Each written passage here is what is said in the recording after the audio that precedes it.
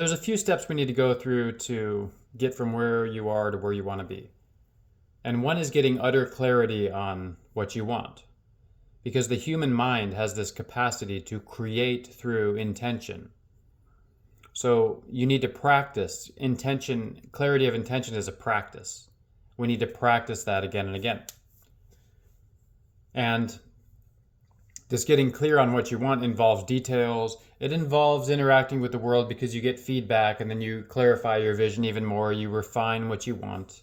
And sometimes what you think you want is not the actual answer. That's a superficial answer based on programs of others, and we need to go deeper and deeper and deeper. That's why the deep work is important. So facilitating this process and getting clarity on where you want to go is building up your capacity for deep work. And how do you do this? You do this through practice. So in reading Cal Newport's Deep Work, there's a lot of interesting studies on people like Jung and writers who Mark Twain, who isolated themselves long enough so they could do their best work.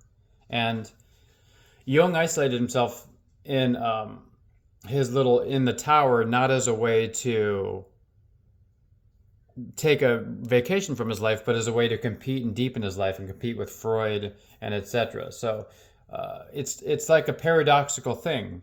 You need to do more. You need to do more of value. So you practice not doing, in a sense. You need to start pushing away the things that are inhibiting your ability to do deep work. And then how do you measure this tangibly? You simply carve out times for deep work during your day. Your success is directly correlated with the times of deep work during the day.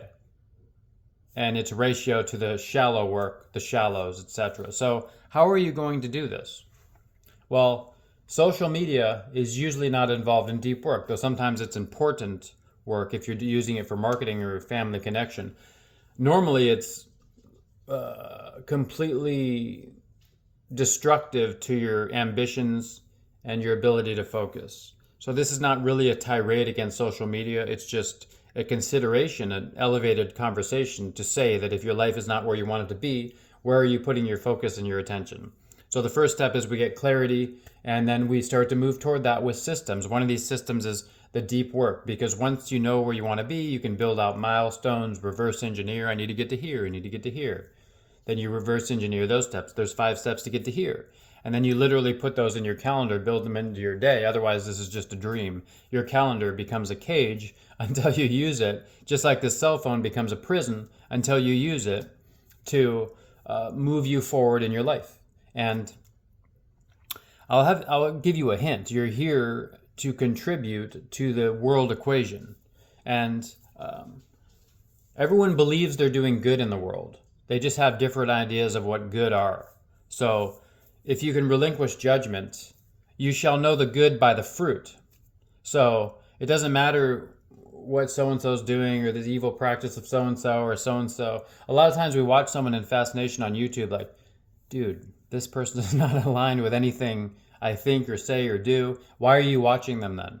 Their fruits are outweighing your fruits. So you go back to the drawing board, you go back to the studio, you go back to the quiet room, and you start to hone in your spiritual energy, your creative force, this will, because as Carolyn Mace once wrote, you're here to learn how to metabolize and use energy, kind of ration your energy, your finite quantity of energy for this lifetime. And then your energy transforms and you go do something else. That's okay.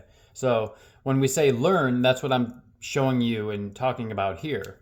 Like, what tools do you use to measure? Once you know your clarity, you need to hone in on some tools that work. And it doesn't need to be digital tools. If digital tools throw you into a complete, world of distraction, though it can be. It's really up to you. Like if you read Nir Eyal, the Undistractable book, he taught social media companies how to make very addictive technologies. And then later he was like, okay, now I need to show people how to get out of these. So you kind of turn off all your notifications, make things you don't want to access difficult to reach. Just the Atomic Habits, James Clear, the idea of breaking any addiction is just to simply make that thing more difficult, make the one thing you want to do more easy. So your phone could be just two apps, like your Trello Kanban board where you drag tasks as they're done, and your Notes app where you record what you need, and then your, even posting things that could be done on like a post, social post or some other post channel so that goes out, spreads out. It doesn't matter, the technologies are always changing. The point is, how can you engage in the deep work without distraction? If you're even looking at your phone like, I'm thinking of a new offer or a program or a piece of art or writing, and then a notification goes off, that's a fractal of your idea having been eroded. The quality of your thinking goes down, and therefore the quality of your work goes down. That's the closest thing you can call scientific fact. Now, can you still do good and decent work? Yes. It's just, are you living to your full potential? And are you surviving long enough to have the longevity to make this work? Because essentially, your plan will work if you stick with it long enough. It's impossible that it doesn't. Because if you stick with it long enough too and are open to feedback, your plan may right now not be what you need to do. When you think of what's urgent and you think of what's important and you're trying to do this Eisenhower matrix, where there's 4 frameworks: not urgent, not important, important and urgent, urgent but less important but more urgent, etc. You need to find a way. Tony Robbins said the more you can put time into doing what is important but not urgent, the more dramatically your life will evolve, in one of his old time management programs. So this is an invitation to level up your life by being more clear in your intention and your execution. Software companies, there's an agile process where they meet every day and they have usually a Kanban board or some kind of project management, and they work on that. There's people assigned to that. They move it to the next task. This can all be very granular, and then there's a holistic, bigger picture. These are project management essentials, and technology can get a lot done.